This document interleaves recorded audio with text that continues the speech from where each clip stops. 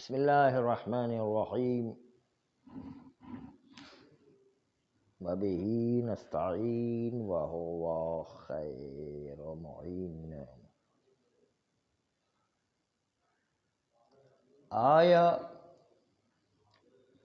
انسان جب جاہل ہے ضروریات دین سے اور جہل کی وجہ سے انکار مسلمات کر رہا ہے، ضروریات دین کا انکار کرتا ہے جہل کی وجہ سے کہ وہ ضروریات دین کو نہیں جانتا ہے، تو کیا یہ بھی کافر ہوگا یا نہیں؟ کہ ہاں یہ بھی کافر ہوگا، کیونکہ جو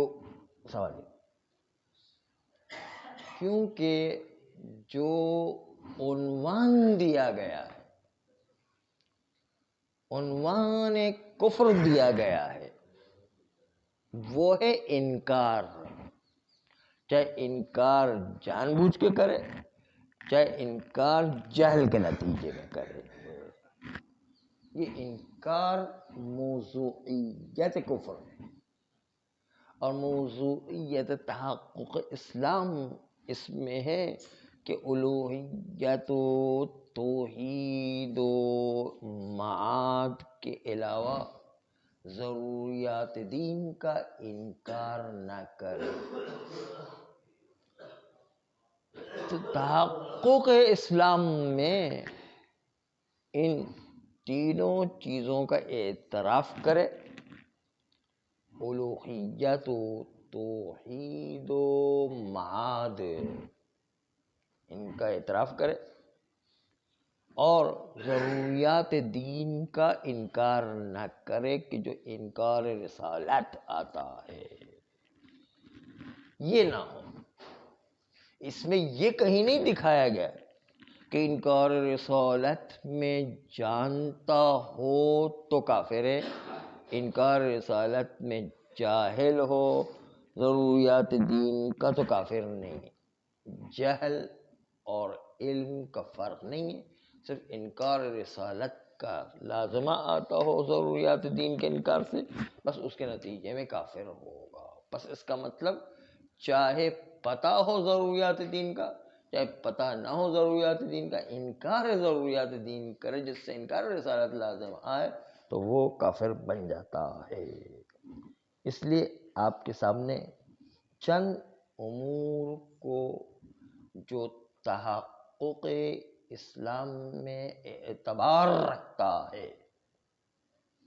اسلام کے وجود میں آنے کے لیے اعتبار رکھتا ہے، وہ چند امور ہے۔ نمبر 1 کہ وہ اللہ جلت عظمتوں کی وجود کا اعتراف کرے، پہلے خداوند متعال کے وجود کا اعتراف کرے، دوسرا اس کی وحدانیت کا اقرار کرے جو شرک کے مقابل میں ہے، اور اس دو چیزوں کے اعتبار کے لیے بہت ساری آیات اور روایات ان دو کے اعتبار پر کثرت کے ساتھ موجود ہے جو بیان کر رہی ہیں، جن میں سے چند آیات کو آپ کے سامنے یا چند روایات کو آپ کے سامنے پیش کر رہے ہیں۔ اسی طریقے سے اعتراف کرنا نبی کی نبوت و رسالت کا، یہ بھی جملے از اخبار و روایات کا مدلول ہے جو بھی کثرت کے ساتھ موجود ہے۔ اللہ تعالی قرآن میں ارشاد فرماتا وَإِن كُنتُمْ فِي رَيْبٍ مِّمَّا نَزَّلْنَا عَلَىٰ عَبْدِنَا فَأْتُوا بِسُورَةٍ مِّن مِّثْلِهِ وَادْعُوا شُهَدَاءَكُم مِّن دُونِ اللَّهِ إِن كُنتُمْ صَادِقِينَ وَإِن لَّمْ تَفْعَلُوا وَلَن تَفْعَلُوا فَاتَّقُوا النَّارَ الَّتِي وَقُودُهَا النَّاسُ وَالْحِجَارَةُ أُعِدَّتْ لِلْكَافِرِينَ۔ یہ آیت قرآنی دلالت کرتی ہے کہ جو بھی پیغمبر لائے ہیں اس کا انکار کریں اس سے کفر لازم آتا ہے. ان کا اعتراف کرنا ضروری. ان کنتم فی ریب مما نزلنا، جو ہم نے اپنے عبد پر نازل قرآن کیا ہے اس کے اندر شک کرتے تو اس کی مثل ایک سورہ بنا کر کے لے کر آؤ. یہ بتا رہا ہے کہ چیلنج کیا پروردگار عالم کہ جو پیغمبر رسول کے عنوان سے لے کر آئے اس کے اوپر کوئی کمپرومائز نہیں ہے، ہر ایک چیز کو تسلیم کرنا پڑے گا. پھر اسی طرح اعتراف معاد کا بھی اعتراف کرنا ضروری ہے. اگرچہ کہ معاد کے اعتراف کے سلسلے میں مجھے تھوڑا ایک تعجب ہو رہا ہے کہ فقہا نے اس اعتراف بمعاد کو کیوں مہمل رکھا ہے، جبکہ اس کے اہمال کی اور اس کے اعتبار کے معتبر ہونے کی کوئی وجہ نہیں کہ اس کا اعتراف نہ کیا جائے، بلکہ اس کا اعتراف بھی لازمی ہے. اس کو مہمل قرار دینے کی وجہ سمجھ میں نہیں آتی کہ فقہا نے اس کو کیوں مہمل رکھا ہے.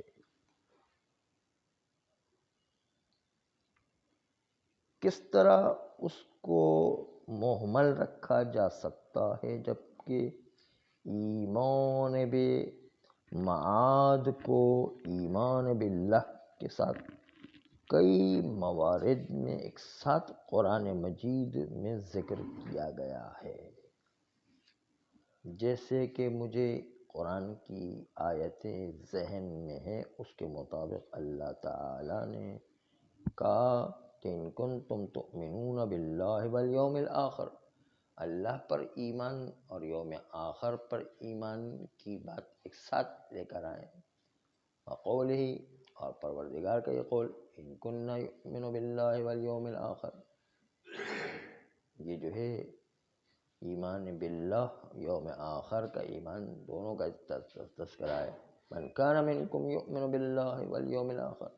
جو بھی تم میں سے اللہ اور روز آخرت پر ایمان لے کر آئے، تو یہاں پر بھی دونوں کا ساتھ تذکرہ ہے.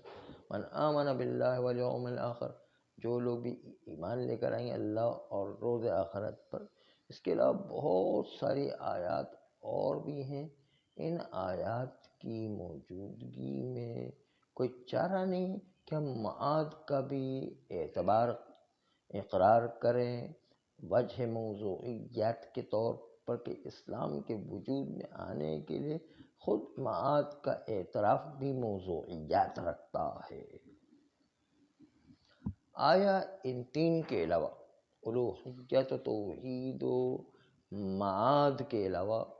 کوئی چوتھی چیز ہے کہ جس کا اعتراف تحقق اسلام میں دخیل ہو وجہ موضوعیت کی بنیاد پر، اور اس کا انکار سبب کفر ہو جائے؟ اس طرح الوہیت کا انکار سبب کفر ہے، توحید کا انکار سبب کفر ہے، آخرت کا انکار سبب کفر ہے. آیا کوئی چوتھی چیز ہے جس کے انکار سے اسلام کی موضوعیت نہ رہے؟ اس مسئلے میں چوتھی چیز میں اختلاف اعلام و بزرگان کے درمیان نسبت دیا گیا مفتاح الکرامت میں ظاہر اصحاب کی طرف کہ انکار ضروری دین سبب بنتا، سبب مستقل کفر کے لیے بذات خود یہ سبب بنتا ہے. اور جمع از محققین جاتے ہیں اس بات کی طرف کہ انکار ضروری موجب کفر ارتداد کا سبب بنتا ہے جب وہ مستلزم تکذیب نبی ہو، یا انکار رسالت نبی ہو، یا تکذیب نبی کو جھوٹا قرار دینا لازم آتا ہو، یا ان کی رسالت سے انکار کرے کہ یہ پیغمبر یہ حکم لا ہی نہیں سکتے ہیں. کما ان کے جب انسان کو علم ہو جائے ایک حکم ضروری کے ثابت ہونے کا شریعت اسلامی میں، اور یہ پتہ چل جائے کہ نبی اس حکم کو جزمی طور پر لائے تھے اس وصف کے ساتھ وہ اس حکم کا انکار کرتا، نفی کرتا ہے، کیونکہ حقیقت میں یہ تکذیب نبی لازم آتی ہے اور انکار رسالت لازم آتا ہے، اس لیے یہ کفر بن جاتا ہے، پلٹتا ہے انکار رسالت اور تکذیب نبی کی طرف، بخلاف اس مورد میں کہ جب اس کا انکار یا تو تکذیب نبی نہیں ہے اور ساتھ ساتھ انکار رسالت بھی نہیں ہے، لیکن پھر بھی وہ شریعت کے بعض احکام نہیں مان رہا ہے۔ جیسے کوئی شخص ایک ضروریات دین کا انکار کرتا ہے اس اعتقاد کے ساتھ کہ حکم تو شریعت میں ثابت ہی نہیں ہے، شریعت میں ہے ہی نہیں،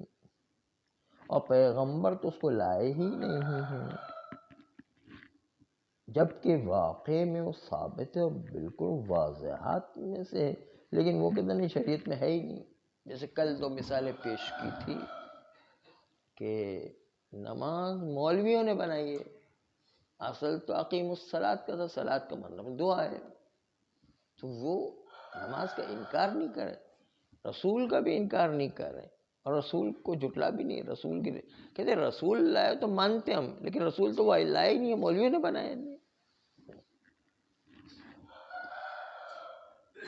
یا یوں کہتے ہیں کہ ہاں لائے تھے مثلا، لیکن وہ نبی کے زمانے میں واجب تھے، آج کل کسی کے پاس ٹائم ہی نہیں ہے، اس لیے کسی پر واجب ہی نہیں ہے، کسی کے پاس فرصت ہی نہیں ہے، بس سب کے لیے معاف ہو گیا، وہ سب بیچارے بیکار بیٹھے تھے، چلو کوئی نہ کوئی کام کرتے رہنے، تو کوئی نہ کوئی کام پر دھندے پر لگانا تو ہے نا بھارت، تو دھندے پر لگا دیا تھا ان کو۔ یہ اس طرح بھی توجیہ کرنے والے لوگ ہیں، بہت الگ الگ طریقے سے توجیہ کرتے ہیں لوگ، ہاں تو یہ جو الگ الگ توجیہ کرتے ہیں لیکن اس سے انکار رسالت لازم نہیں آتا، تکذیب نبی بھی نبی تو لائے ہی نہیں ہے، یا لائے تھے لیکن وہ ایک محدود وقت کے لیے تھا، جس طرح قبلے کا حکم ایک محدود وقت کے لیے بیت المقدس کی طرف تھا، بعد میں حکم پلٹ گیا خانہ کعبہ کی طرف، اس طرح یہ نماز بھی محدود وقت کے لیے تھی کہ جب لوگ بیکار بیٹھے تھے، ان کے پاس کوئی کام ہی نہیں تھا، بیچاروں کو کہا چلو تم یہ عبادتیں انجام دو انہیں۔ اب تو لوگوں کو فرصت ہی نہیں ہے، ٹائم ہی نہیں بیچاروں کے پاس، اب جو ہے ان کو چھٹی ہو گئی، اس محدود زمانے کے لیے تھا، یعنی پیغمبر کی زندگی میں تھا، پیغمبر کی زندگی کے بعد جو ہے لوگوں کو جو ہے آسائش ہو گیا، اب جو ہے سب چیزیں معاف ہیں۔ کچھ لوگ اس طرح توجیہ کرتے ہیں، کچھ لوگ جو ہے کچھ اور طریقے سے توجیہ کرتے ہیں کہ بھائی ہم دعا تو کر رہے ہیں اور جو ہے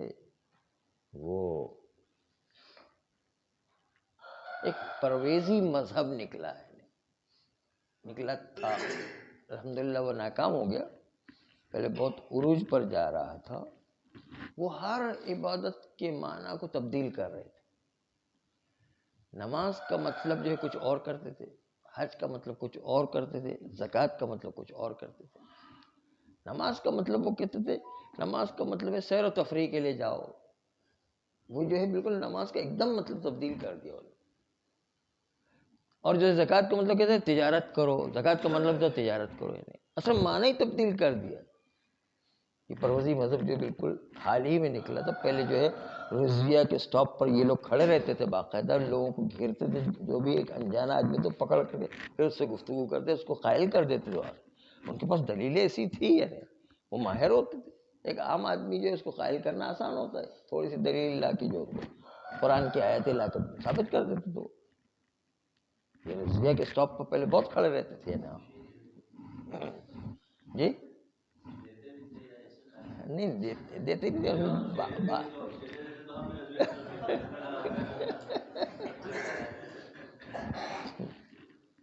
یہ قرآن رضویہ کے سٹاپ پر کھڑے رہتے تھے وہ باقاعدہ، اور جو لوگ قائل، اس کے بعد اس طرح کے ایک دو اور مذہب بھی نکلے تھے، لیکن الحمدللہ ناکام ہو گئے، کامیاب نہیں ہو سکے، اور جلدی جو ہے ان کا پول کھل گیا ہے۔ تو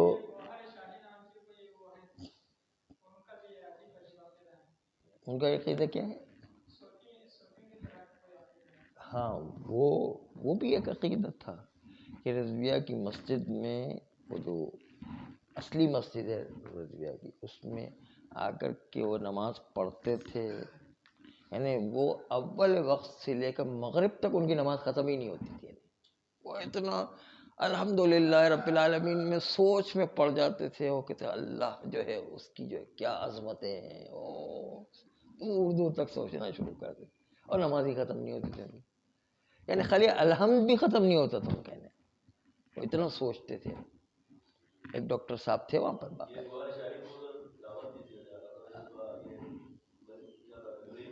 ہاں نور ایمان والے وہی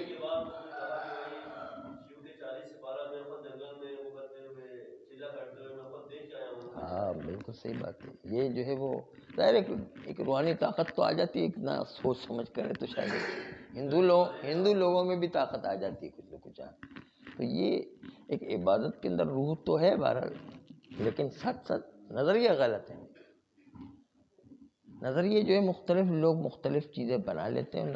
وہ جو ہے اپنی طرف سے، اور اس کے نتیجے جیسے ابھی ایک طبقہ ہمارے درمیان پیدا ہوا تھا کہ قرآن جو ہے جب تک کہ مطلب اور اس کے معانی نہ سمجھو تو قرآن پڑھنا وہ بیکار ہے، اس کا کوئی ثواب نہیں ہے، جبکہ تاکید ہے یہ کہ قرآن بغیر مطلب کے سمجھے بغیر بھی پڑھو تاکہ قرآن کے الفاظ محفوظ رہ سکے،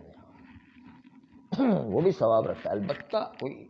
معنی سمجھ کے پڑھے تو یقیناً اس کا درجہ زیادہ ہے، کیونکہ علم یعنی قرآن کے ساتھ ساتھ علم بھی حاصل کر رہا ہے، اس لیے جو ہے اس کا درجہ بڑھ جاتا ہے، لیکن بہر قرآن خالی پڑھنے کا ثواب بالکل نہیں، یہ ایک طبقہ پیدا ہو گیا تھا، آہستہ آہستہ کر کے الحمدللہ اس میں بھی کمی ہو گئی، ان کو بار بار کہا گیا کہ نہیں قرآن پڑھنے کا، خود قرآن پڑھنے کا بڑا ثواب ہے۔ کچھ لوگ کہتے ہیں کہ قرآن پڑھو ہی نہیں، اس کا ترجمہ پڑھو، قرآن پڑھنے کا کیا فائدہ ہے، اس لیے کہ اس سے سمجھ میں تو آتا ہی نہیں ہے، تو اس قرآن پڑھنے کا کیا فائدہ، خالی ترجمہ پڑھو، وہ ترجمے کے پیچھے پڑ گئے نہیں، تو خالی ترجمہ جو ہے کافی نہیں ہے، قرآن کے الفاظ اللہ کے اتارے میں بہت نپے تلے الفاظ، اس کا ترجمہ تو ہو ہی نہیں سکتے، ایک ایک لفظ کی جو ہے 10 معنی، ایک ایک لفظ کی جو ہے 70 معنی ہے، 700 معنی ہے، کون سا معنی ترجمہ کریں گے،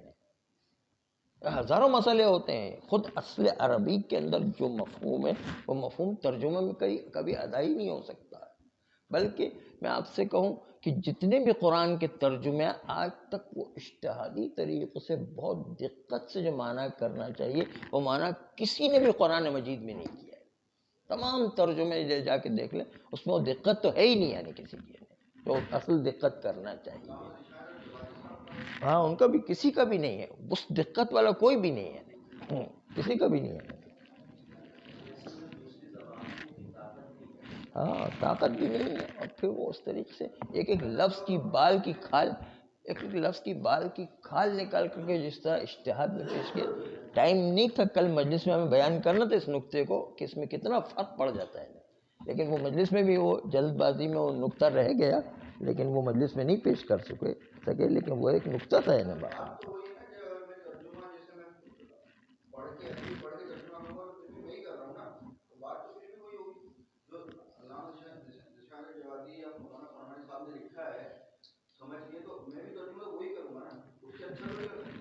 ترجمہ تو ہے ہی نہیں نا، ترجمہ کوئی ایسا کرے وہ اچھا ہے، ہم نہیں کہتے اچھا ہونے میں کوئی بات نہیں ہے، ہم کہتے اس لیول کا ترجمہ نہیں جیسا ہونا چاہیے،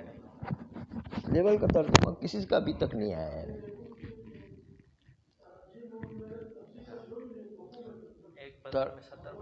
اس کو سادہ الفاظ میں کہ ترجمے کے ذریعے سے اجتہاد نہیں کیا جا سکتا ہے، ان قرآن کے الفاظ کے ذریعے سے اجتہاد کیا جا سکتا ہے، دونوں میں بہت زمین آسمان کا فرق ہے، خالی اسی مطلب کو آپ اگر گہرائی سے دیکھیں تو بہت بڑا مطلب ہے یہ خود، بالکل سرسری ہو، کوئی اس پر تکیہ تھوڑی کیا جا سکتا ہے، تو بات ہماری گم نہ ہو جائے، ہم کسی اور مطلب میں چل رہے ہیں، اصل ہدف یہ ہے کہ ضروریات دین اس میں انکار رسالت لازم آتا ہو یا تکذیب رسالت لازم آتا ہو، تکذیب نبی لازم آتا ہو، نبی کو جھوٹا قرار دینا لازم آتا ہو، وہ جو ہے ضروریات دین کا انکار جو ہے کفر کا باعث ہے، کیونکہ یہ اصل میں نبی کو جھٹلا دیا نا، یا نبی کی رسالت کو جھٹلا دیا تو وہ تو ختم ہو گیا نا. اس کو نبی کو نہیں مانا یا نبی کی رسالت کو نہیں مانا اس نے. وہ یا کہتا ہے کہ ہم تو نبی ہی کو نہیں مانتے تو کافر بن جائے گا. یا کبھی کہے کہ یہ نبی رسول ہی نہیں ہے یا رسول ہے لیکن اس مسئلے میں ان کی رسالت کو ہم نہیں مانتے ہیں, جو اللہ کا پیغام ہے اس کو نہیں مانتے. مطلب اس لیے کہ ایک آیت کا بھی انکار کرے انکار رسالت ہو جاتا ہے, ایک حکم شریعت کا بھی انکار کرے تو اس سے انکار رسالت ہو جاتا ہے. اگر ایسا کہتا, لیکن اگر وہ بہانے بازی کرتے جو ہم نے کل بیان کی, کوئی یہ کہتا ہے کہ بھائی صلاۃ کا مطلب جو ہے وہ دعا ہے, صلاۃ جو ہے وہ پیغمبر کے زمانے میں تھی, آج کے زمانے میں فرصت ہی نہیں ہے اس لیے معاف ہو گئی ہے. اس قسم کی توجیہات لے کر آتا, مختلف توجیہات لے کر آتا. تو یہ توجیہات انکار رسالت نہیں لاتا, یہ توجیہات تکذیب نبی بھی نہیں آتا. اس لیے حنظہ کے جو برادران اسماعیلی ہیں وہ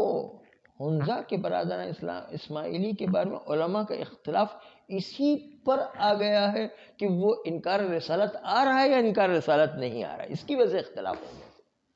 اگر انکار رسالت آ رہا ہے تو تشخیص میں اختلاف ہو گیا. فرق ہے, دونوں فرق ہے. وہاں کے لوگ انکار کرتے ہیں نماز کا, اسی لیے حنظہ کا خاص لفظ لیا ہے. کہاں سے ہے وہ تو بارہ تاریخ کے اندر, وہ تاریخ وہاں کی معلوم کرنا پڑے.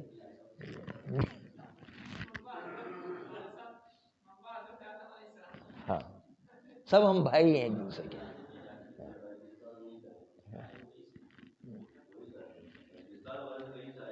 ہاں اچھا ہے بات, ہم ان سے نفرت نہیں کرتے ہیں لیکن نظریات کی بات ہے نا, نظریات جو ان کو سمجھانے کی ضرورت ہے کہ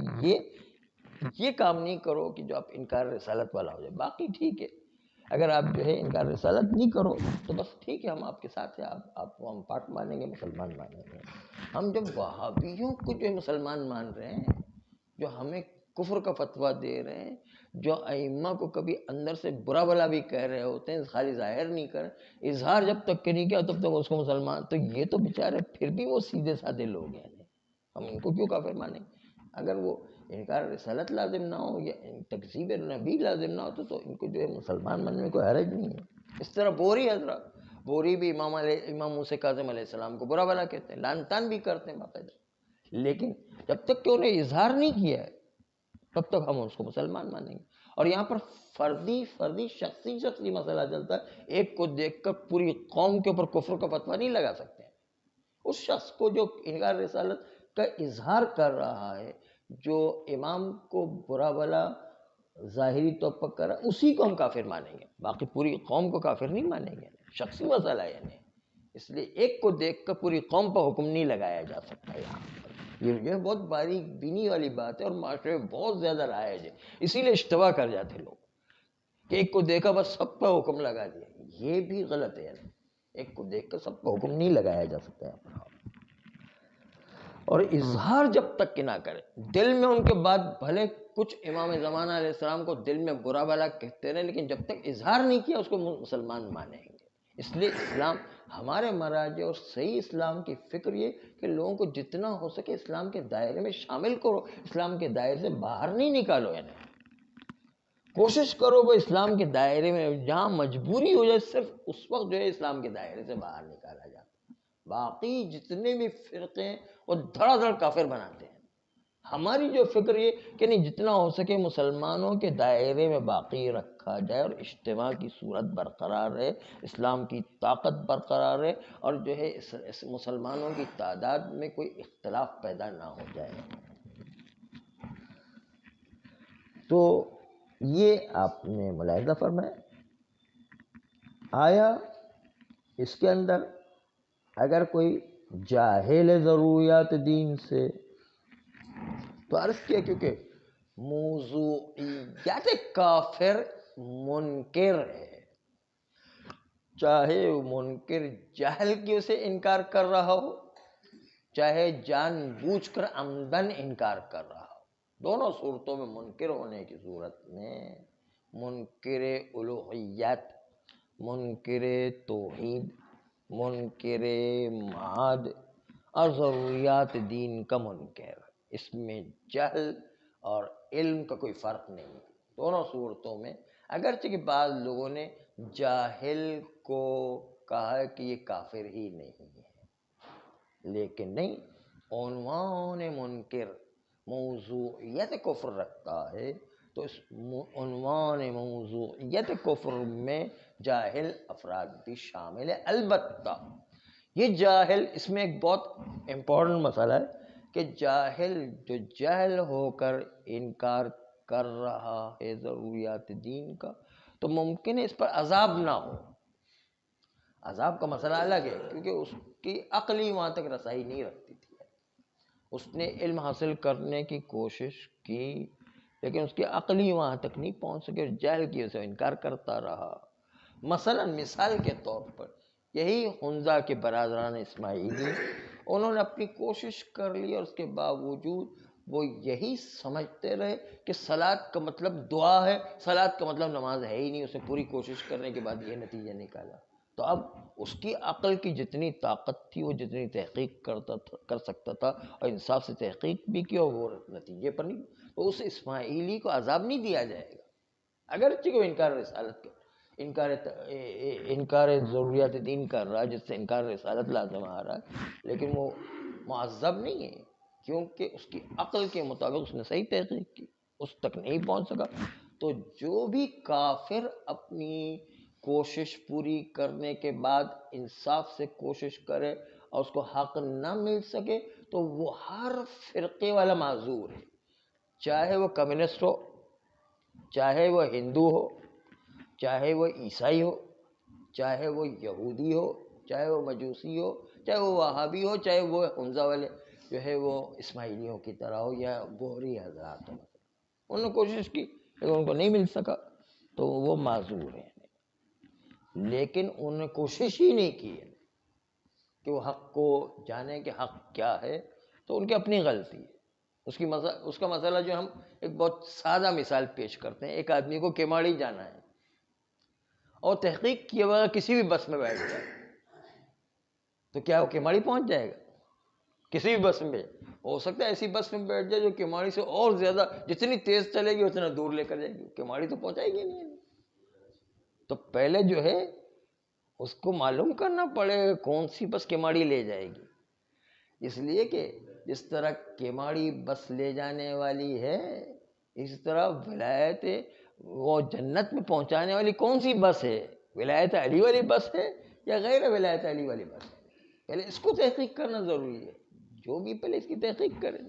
اور کل جو ہے موضوع آیا تھا مجلس میں ولایت علی کے سلسلے میں کہ معراج کا اصل مقصد پروردگار عالم نے جو ہے پیغمبر کو اصل ولایت علی کی جو ہے ولایت علی کی ذمہ داری پیغمبر پر سونپنا تھی، اور وہ تو شہزادی فاطمہ زہرا کو تو ایک تحفہ کے طور پر دیا گیا تھا جو ولایت کی حفاظت کے لیے تھا، اور نماز اور شہزادی جو ہے یہ تحفے کے طور پر دیا گیا تھا. وہ جو ہے کل کا موضوع تھا. لیکن اصل بات یہ ہے کہ پہلے آدمی کو تحقیق کرنے کی ضرورت ہے کہ کون سی بس ہمیں جنت میں پہنچائے گی، اور تحقیق کیے بغیر کسی بھی بس میں بیٹھ جائے تو اس کی بے عقلی ہے کہ نہیں ہے. جس طرح وہ بے عقلی ہے، اسی طرح عقیدے کے مسئلے کسی بھی مرضی ہے اسی عقیدے میں سوار ہو جائے تو نتیجہ ہے کہ گمراہی پیش آئے گی، اور پھر جو الٹے سیدھے راستے پر چلا جائے. اس لیے عقلی طور پر اس کی ذمہ داری ہے کہ وہ تحقیق کرے کہ کون سا راستہ مجھے جنت میں پہنچائے گا. اور خواجہ نصیر الدین طوسی سے بہت کسی نے ایک سوال کر لیا کہ آپ شیعہ کیوں ہوئے؟ تو انہوں نے سادہ یہ نہیں کہا کہ ہمارے والدین شیعہ تھے اس لیے ہم نے جائے. انہوں نے بہت ہی بڑا اچھا ایک ٹپیکل عقلی جواب دیا. کہا اس لیے کہ جتنے بھی مسلمان فرقے ہیں سب کی میں نے تحقیق کی، سب کے سب یعنی سارے علماء کے پاس جا جا کر کے جو ہے ان سے حدیثیں لیتا رہا میں. سب نے جو ہے سب نے اہل بیت کے راستے کو سب سے محفوظ راستہ مانا. تو اس اہل بیت کے راستے کو سب سے محفوظ راستہ تمام فرق اسلامی کے پاس ہے، تو وہ یقینی راستہ جو جنت کی طرف جا رہا ہے. تو ہم اس یقینی راستے کو چھوڑ کر شک والے راستے پر کیوں جائیں؟ اس لیے کہا اہل بیت کا راستہ میں نے اس لیے اختیار کیا کیونکہ وہ یقینی راستہ جو اہل بیت کا جو جنت کی طرف پہنچانے والا. دیکھیں کتنا معقول جواب انہوں نے دیا ہے. تو یہ ہے شیعت کا اصل مبنا اور شیعت کی اصل بیس. صلی اللہ علیہ وسلم.